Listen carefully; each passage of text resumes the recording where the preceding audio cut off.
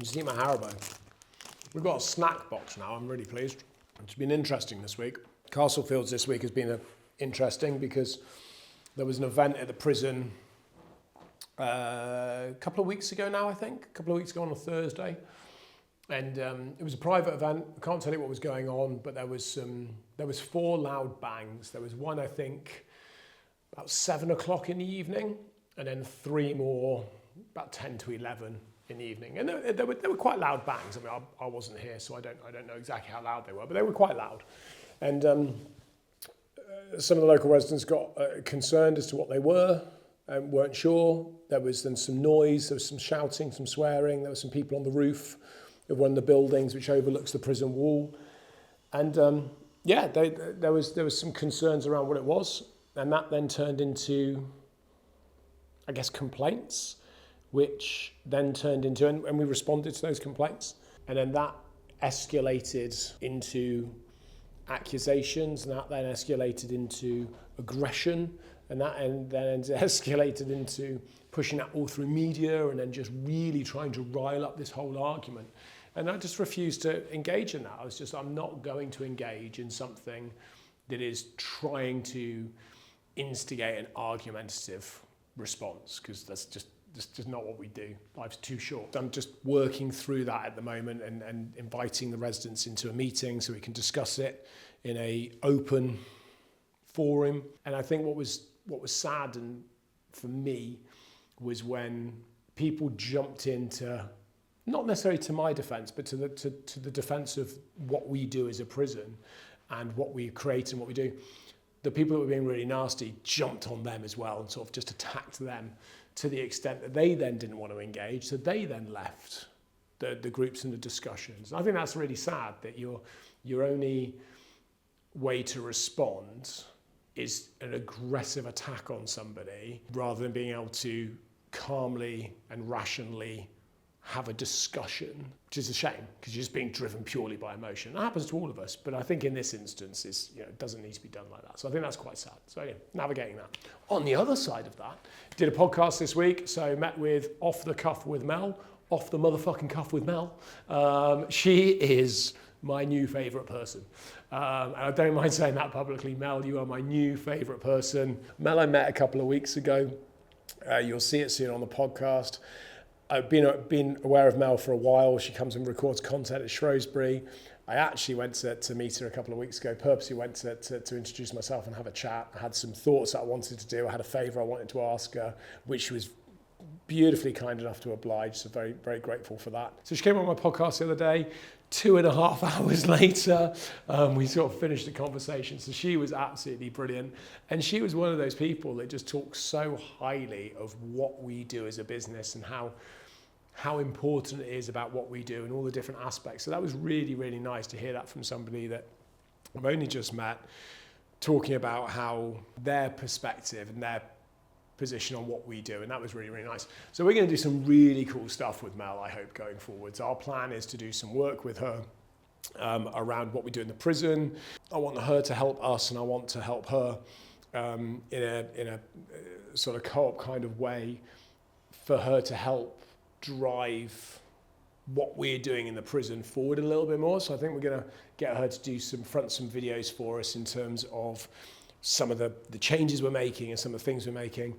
I think we're going to build a really cool tour. We've been talking about building an exclusive VIP guest tour for a little while with different people that are going to deliver that. So Graham will deliver that. We've got an ex-prison governor that will deliver that. I think we'll have one with Mel.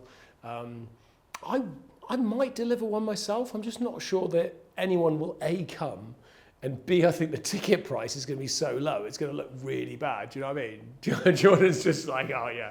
I think I'm going to be the lowest priced ticket with the least amount of sales. What do you reckon? Yeah. He's saying Maybe yes. it's cheaper than the normal guide. He's saying, fuck off. I could deliver a normal guided tour right now. My uniform's there. Why would I be cheaper than a normal guided tour? That's ridiculous. You get a discount because Joel's doing it. I've done thousands of these damn things. God, do you know what I mean? Who needs enemies when you've got a Jordan? I've been coming up with different ideas for different game shows within the prison. Family-friendly ones, adult ones, puzzle-based ones, challenge-based ones, obviously escape-based ones, serious ones, psychological ones, behavioural ones, all these different ideas about shows. So I think just chatting through that with Mel, we're gonna get one of those going and just get that moving and just get it started. It's not gonna be perfect by any stretch of the imagination, but I think we'll just get that moving. So that's really, really cool. So I've been doing that this week. Had different meetings today, been very busy today as I've sort of done the videos that you might see. Had marketing meeting this morning, which is very much my sort of last kind of step out of marketing, passing over some more information and my experience in a very specific area.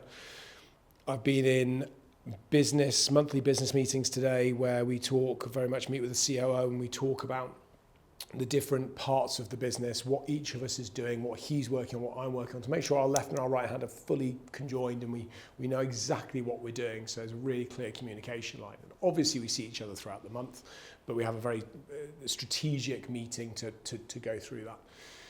Had an estates meeting today as well, where we kind of do a similar thing, but purely on estates, so in the detail of all the different developments, 3 developments going on at the moment.